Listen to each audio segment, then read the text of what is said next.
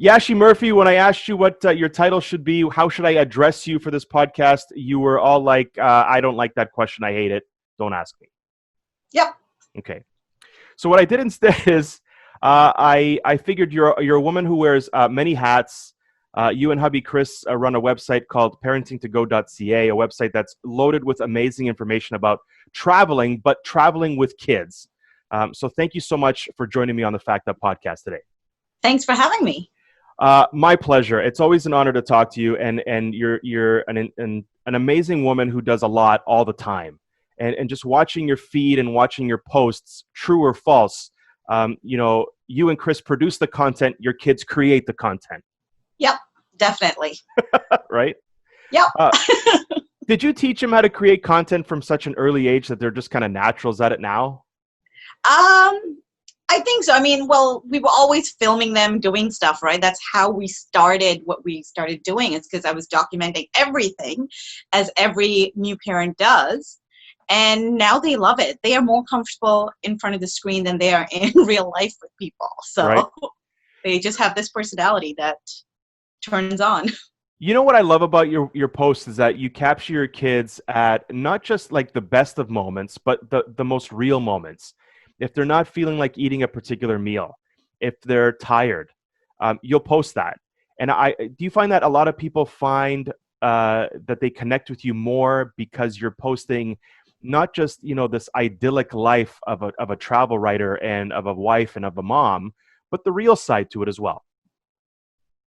Absolutely. It's what I get more comments on is about, thank you for showing that mega tantrum in such a public place and how we're dealing with it, right? Because we are all so anxious about our kids not behaving prim and proper.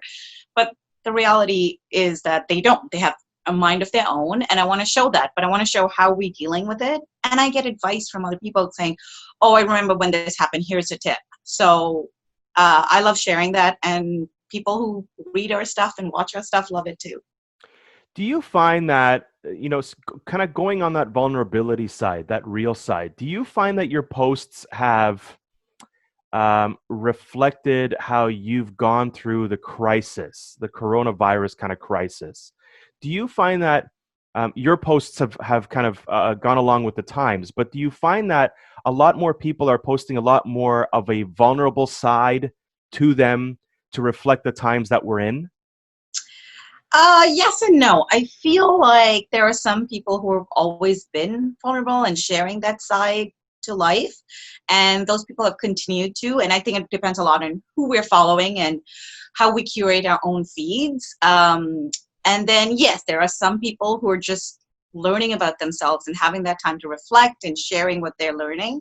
But then there's also those people who will always only want, for reasons of their own, to just talk about the good stuff, because the moment some of them do talk about the negative stuff, they themselves are not ready to deal with it, right? So I think it's just who you're following and what journey they're on. As you mentioned, for us, we started sharing everything very quickly. We canceled trips. We explained why. We showed how we talked to our kids about the virus, especially at the start of it. We didn't know what was going on, and we just keep evolving. We're at stage 2 and where we live in Toronto, and now we're trying to show how we're dealing with that and how we're teaching the kids about that. Right. And you spent a lot of time in Niagara on the Lake during the past few months. Yes. And you're a city girl, Yeah. right? How did you guys adapt to that kind of smaller town, the adults, the parents? And how did the kids adapt based on the lifestyle that they're used to in the big city to now a smaller town? Right. So the reason we, at the very start of the pandemic, we quarantined, self-quarantined for 2 weeks, just no outside contact, because we had the full intent of moving in with my parents, who are much older. They live in Niagara on the Lake, and they have a bigger place than our 2-bedroom condo. So we prepared for it pretty quickly, and we treated it almost like a trip for ourselves, because we just canceled our big trip, and we decided that, okay, let's treat this as an opportunity, something new, something exciting. And when we went there, we obviously couldn't explore and do things, but we realized that we had a lot more flexibility than downtown Toronto. Mm-hmm. So we were able to go for walks. We were able to bike ride. Things that we couldn't do in the city, we could over there in a smaller community. But at the end of 3 months, we always remember. Anytime we go anywhere, we've done big trips, like 5-month long trips. It's always the 3-month mark. We're like, we miss Toronto. We cannot do this. Right. So after 3 months, we miss the city life. We miss being able to be like, order anything we want and any cuisine to our doorstep. We can't really do that in Niagara. Like, you have to drive everywhere. We don't even own a car in Toronto. Right. And there's no reason to. No. There's no unless you're a big road tripper and you have. Anyway, there's really no reason to. Yeah. Right. But you talk about big trips. Now, you and Chris believe in the common goal, okay? And that is, to encourage young families to maintain, the pre-baby life post-kids. That's right. How's that possible? Like, what's the secret to doing that? And do you believe that by doing so, you're having your cake and you're eating it too? Is that even possible? Yes, it is possible, and you just do it. You make a goal and you just do it. I'm not saying it's without its own pains. I'm not saying it's not without its own sacrifices. But if that's what you want, in life we sacrifice everything, right? So the biggest thing I think for most families is budget. Like, oh, we all want to do this, but we were spending that budget between 2 people that's now spread between 4 people. And how do you manage that? So for me, I don't shop as much as I used to pre-kids, right? So you will see me in the same clothes all the time, whereas before I had kids, if you knew me, I had a pretty nice wardrobe, right? So it does come with sacrifices. Sure. But you just do it. And that was the thing. When I went into parenthood, Chris was on the same train saying, yes, okay, we want to go to bars still. We still want to travel. We go on a trip, some sort of trip monthly. We did a 5-month long trip. Nothing stops us. So if you have a mission, if you have a desire, I say go for it. That's great. And that's awesome. And it's possible. But for parents who are watching that and they're like, you know what? Yeah, for some people, but not for me. What's step number one? Is it a matter of budgeting? Is it a matter of realizing that you can wear the same clothes or similar clothes multiple times a week? What's step number one for most people who want to do that but can't crack that code? I think step number one is actually talking to your partner. Is to actually figure out if you guys are on the same train, like I said, because if you're going 2 different directions, and a example for me is that from day one, I knew that when I went on mat leave, I wanted to go on a really big trip, and Chris wasn't on board for that big trip with my first mat leave, right? And he had his own reasons, first-time parent and jobs and all of that. So it took me, 5 years to convince him of that goal, right? That we wanted to do this. So I think it's talking together and figuring out what the mission is and how, and then you figure out the how. So, okay, if it's money that's stopping one person, if it's sacrifices for another person, it's talking. Because once you know that you both want it, you can work towards it. And it's not going to happen overnight. That trip that you're talking about, that 5 months, I remember messaging you. I think you were in Spain at that time. This was years ago. And correct me if I'm wrong, that was a 148-day trip, correct? Yep. So you did that with 2 kids and a husband, correct? Yes. Okay. So talk to me about the game plan, because you've been in sales now for 5 years trying to convince your husband to do that. Right? That's a sales I'm a marketer job. at heart, but yes. Right. That's marketing and sales. So for parents who want to do that, even if it's a month long, that isn't to Florida, that isn't to an all-inclusive, because you went to various places around Europe and Africa. So talk to me about the trip itself, and talk to me about how the planning process went into that in the hopes of inspiring other parents down the road who maybe want to do that, but don't know where to start or how to do it. Right. Okay. So as you mentioned, the selling of the idea took a long time, right? I knew it's something I wanted to do. I've grown up in the travel space because both my parents worked for airlines. So for me, traveling is so natural, so organic. Whereas for my husband, he likes short trips. It's quick trips. It's nothing long, nothing big. And then once communication, and we agreed that we were doing it, how we were doing it, quitting our jobs. For me, I thought it'd be great if we could work remotely, but he actually preferred not to work, right? And that was figuring all of those little details out. Because I'm a planner and my corporate job at the time involved, doing events and working down to the minute details. For this trip, one thing I needed for myself was the spontaneity. So I wanted to wake up and say, I want to go here today. wake up and be like, let's go to France. Let's like whatever it was. I wanted that. But we also needed some structure. So for us, it was figuring out what level of comfort we wanted to be in as we set sail, right? So we knew when we were leaving, and we knew where we were when we were coming back and where from, and we chose 2 ports. So we landed in Malaga, Spain, and then we had a return trip pretty much at the end of 148 days from Manchester back to Toronto. So for us, it gave us enough flexibility, but also like we have 5 months to do this, right? So that was it. And then once we got there, it was just, hey, what's available? We were doing home exchanges, so it depended on where our lodging was. And again, trying to keep on budget. We had a strict budget and we stuck to it. You know, a lot of people don't know. I mean, they don't know how to eat in certain places, and that's not a put down for a lot of people. It's just, you know, when you're in Italy, please don't go to Subway. Please don't go to McDonald's. Have a meal that's Italian in Italy. It's the best food you're going to have in your life in Italy, right? Exactly. Much less. That said, right. That said, right. We were in Bordeaux, French, like amazing food, and we were struggling to find something, and we had to eat at McDonald's. Right. And when I said we, it's really Chris and the kids who ate at McDonald's. With I was like, I am not doing this. I'm just going to eat some baguette and cheese if that's what it's come to. So they were eating there. They were just like, you crave your comfort, and I know some people who need that. And it's figuring it out. But yes, you want to eat local, and you know, as much as possible, I try to get into those, you know, old ladies' kitchens when we're traveling. But it's us, right? That's the way we like to travel. It doesn't mean that everyone in your family wants to travel that way. Sure, and much less, you know, being spontaneous. So it's an amazing thing that you guys did to be able to land somewhere and take off somewhere else 5 months later, and leave so much spontaneity in the middle, where there's a lot of people, as you know, that, you know, you have to plan every single sequence where you're going to stay, and you have to make that train, and you have to make that plane, and you have to make that hotel reservation. The spontaneity probably made it that much more amazing. Not only for yourselves, but for your kids as well, no? Absolutely. Yes. And again, it's only because we talked about it, right? And we knew each other's personalities. For any family who's planning such a trip, if you have different personalities, that may not work. Or, you know, you say, hey, I have 1 week spontaneity. Now, 1 week we'll be fixed in a place and we'll stay here for 2 months or whatever it is. So, right. And you get fatigue, you get travel fatigue, and you want to plan ahead for that too. For sure.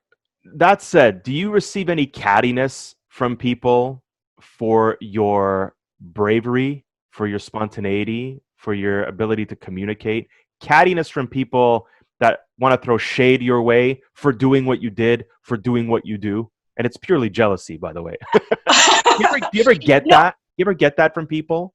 Well, see, when you become a parent, the whole world, especially when, you know, I'm South Asian and I have lots of aunties and uncles, and even just a stranger down the street feels like they can tell you stuff, right? Like they feel like in India, we were walking around with a 2-month-old, and a stranger came and just started covering her head and said, put a cap on. I'm like, she's from Canada. This is not cold for us. But it doesn't matter. Once you become a parent, you're more used to it than before in getting everyone's opinion. So for me, I'm one of those people who, I don't care.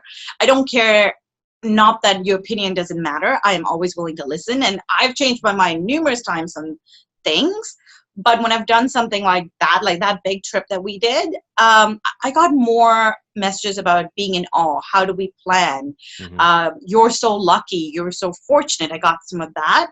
And, you know, most of the times I'd reply in different ways, depending on my mood and what that message was about. But it was never out of jealousy. Like, if it was jealousy, it was a positive energy, not a negative energy. That's good.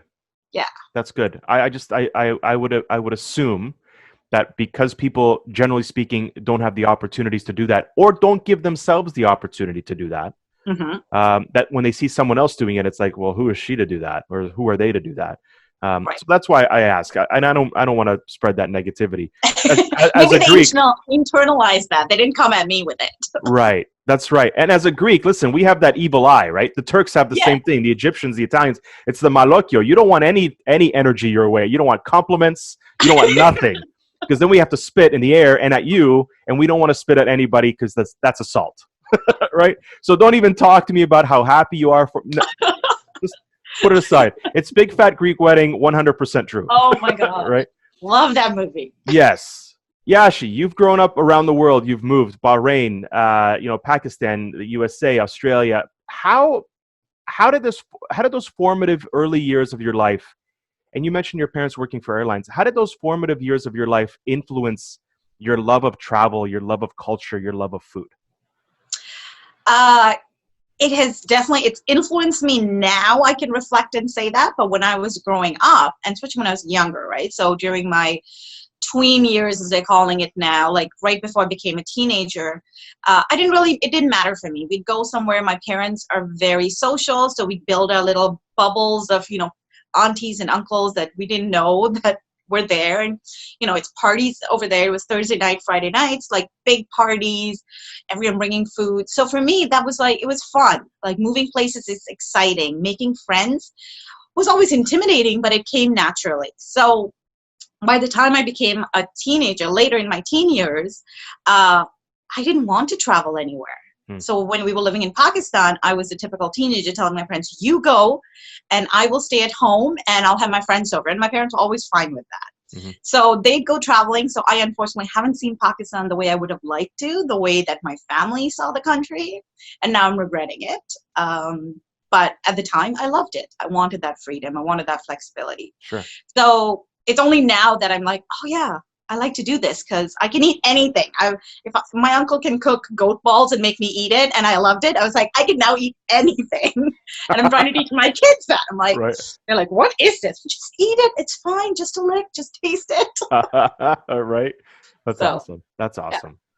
Yeah. Is there a trip or even a moment that you can pinpoint where you're like, this is what I want to do? I want to travel. I want to explore.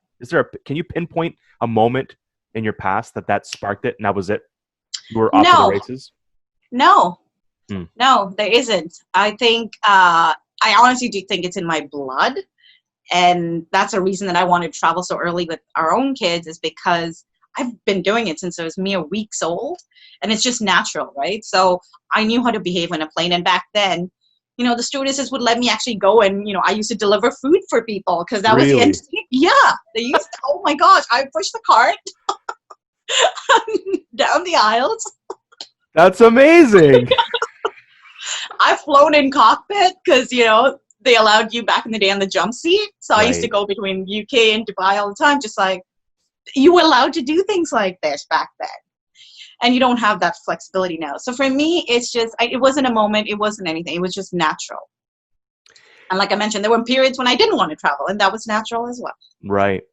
I remember going up on a 747 on the steps. It was a spiral step. Yeah. And you'd go up to first class. I didn't know it was first class. I'm 4. But the cockpit as well. And you could go in and you could see the gadgets and you'd be like, oh my God, this is amazing. But can you imagine now if little Yashi was allowed to push the cart down the aisle with the credit card machine? You're like a natural born marketer and saleswoman. And you'd be like, can I upgrade you? Can I upsell you? Would you like some wine, sir? And be like, yeah, I'd take the card. Little Yashi kind of on a freelance level, pushing the cart down the aisle, selling food. That's awesome. I've never Sadly heard that not. before. I cannot imagine that now. That's amazing. What have you learned about yourselves, both you and Chris, traveling with the kids over the years? And go. I'll let you answer that question.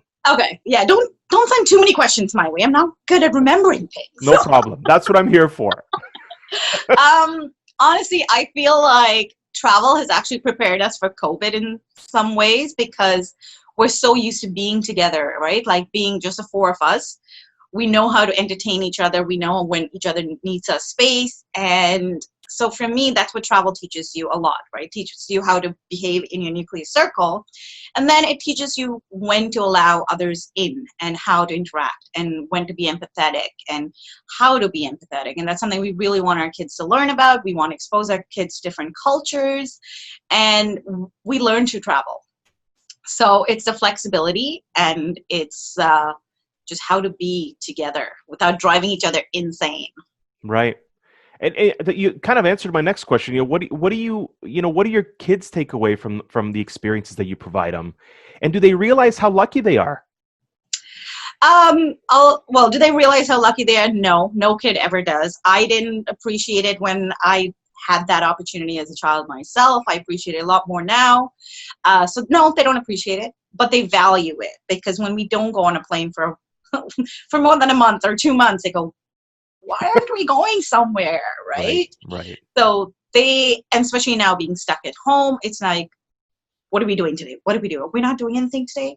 But then they also know that, hey, I don't want to do anything tomorrow. I need that day to reset. right, So they are getting comfortable with it. right. Do you see those life lessons already being exhibited from your kids because of the years of travel and the experiences that they've had, the empathy, the perspective, the humility? Do you see that already in your kids? Some days, Yeah, only some days. right, They're still kids. They're still selfish. They don't want to share at times. right, Uh, they are reserved, the introverts. So the biggest challenge for me, especially, is be nice to people, smile, appreciate a compliment. Like they, no, but they are introverts. And that's for me trying to figure out, how do I teach them to be a little more open, and or be comfortable in how they are, and but just be ready to deal with the world, as you were saying, right? People's reactions to them. Um, so yeah, yeah. I guess that comes with time. That comes with time. That comes with maybe, age. hopefully. Right, right. Well, rapid fire, Yashi. I'm going to ask you 10 questions, Okay. and you answer. Take your time. They're rapid fire, but take your time. Okay. Okay. Let me go mix a drink. I've already been. No, it's 11 a.m. Hey. Hey, yeah, there's no rules anymore, right? There are no Yeah. rules whatsoever. One destination that speaks to you on a culinary level. Buenos Aires. Oh, Buenos Aires. Wow. Okay. One country that you feel is a perfect place for parents to travel with kids for the first time. Oh, this is a tough one because it really depends on the parents. So, Okay. North American parents, I'm going to say Mexico. Okay. Easy step in. But if you were somewhere else, another part of the world, that answer would change. But we live in Canada, so let's say Mexico. Mexico. You've had a long day, Yashi Murphy. What's your go-to meal? Anything I don't cook. You've had a long day, Yashi Murphy. What's your go-to drink? A Manhattan. A Manhattan. Do you prefer to travel somewhere because it's got great food or great sights? Food. Favorite road trip snack? Mm. I don't really have one. Is that weird? No. Yeah, you're like, everyone does. I What didn't do like you? road trips until recently, so I haven't discovered that. Okay. Okay? So that said, if you're traveling, let's say for instance on a road trip, what's on your road trip or travel mixtape? I don't What listen band to or music. songs? I don't. It's whatever Chris is Oh, in charge of that. that's as Chris's You call. figure out your relationship, right? I know nothing about music. I'm not going to pretend. It'll be Barbie Girl. Aqua nonstop. You're going old school. You're going like Yeah, I 20 stopped years listening to ago. music after 2000. Okay. Favorite travel inspired movie? Oh God, that's another thing. I'm horrible with movies and I'm horrible with music. Okay. Shit. Okay. I'll give you an example. Maybe this will inspire you. When I saw the first Jason Bourne movie, okay, when they're Again. traveling through yeah, so they're traveling through the Alps, they're driving to Paris, they're going to, oh, I was like, oh my God, that's it. If I was already traveling for years and years and years, but that was like, I'm going to take that trip that I've always wanted to next year. I'm done. This is awesome. Okay, so not in the same vein, but you'll have to refresh my memory in terms of the name of the movie. Leonardo DiCaprio, they filmed it in Alberta somewhere. He's in the snow underneath. What is that? A Revenant? Maybe the Revenant from a That few sounds years like it. ago. Revenant. Yeah. Yes. So when I was in the movie theater, I went, Chris, where is this film? I want to go there. And he's like, it's filmed in Canada. Right. So, and I still Yeah. haven't got to Alberta. So maybe Right. that. I think, and I don't know exactly, but I think it was BC or Alberta, I thought it but was Alberta. Yeah. I think it was Somewhere like, Alberta. yeah, Somewhere awesome. exactly. And Within the cold. border, you don't need a passport to get there, which is even better. That's right. Is there a place you feel your soul lives? Berlin. Berlin. Can you expand on that at all? That's fascinating to me. Um, the city reminds me a lot about Toronto, right? Like amazing street food.